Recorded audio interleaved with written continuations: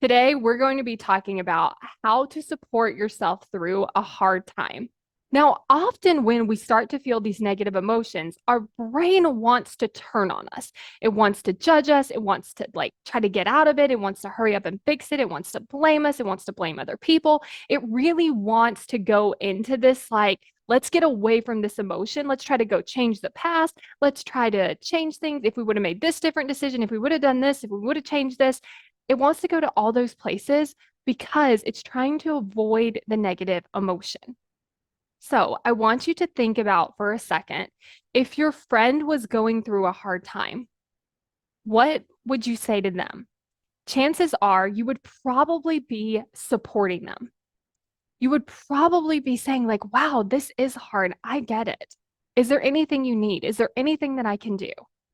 This is a challenging place to be in. And you would also be there knowing that they're going to figure it out. They're going to be okay. They're going to get through this. Now imagine applying that same thing to you, where instead of trying to change things, instead of trying to move out of it, just like, okay, right now we're feeling this way. This is hard. I get it. It makes sense that you're having these emotions. What do you need? How can I support you? How can I show up for you? Because this puts us in a different place. This puts us in a place where we can actually process through the pain. Whereas when we're in the other state, we're trying to push it away, but it doesn't work. If we don't get rid of it, it doesn't go anywhere. And these are the opportunities where we get to really build a stronger relationship with ourselves. Because if we continue to judge ourselves and blame and try to change things and tell ourselves how we did it wrong, what ends up happening is we become afraid of something happening. Because not only do we have to worry about the thing happening, we then also have to worry about how we're going to treat ourselves about it.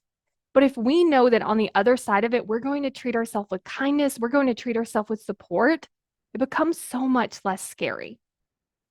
And so I want to offer you that when you're going through these hard times, when life happens, when things come up, how can you support yourself through it? And if it feels really hard, again, just imagine your friend. What would you say to them? Say those things to you. What would you do for them? Do those things for yourself and show up that way so that you can build that stronger relationship with yourself, which helps you build resilience.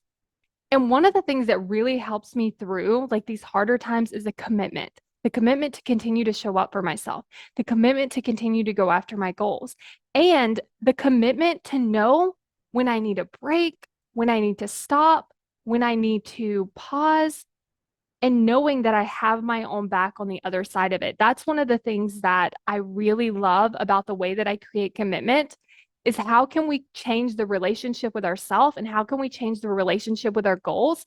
Because when we do that, we just get to keep applying that over and over and over to any goals or anything that happens in our life. So if that's something you're interested in, then make sure you go to createcommitment.com to sign up for the waitlist for my course, How to Create Commitment.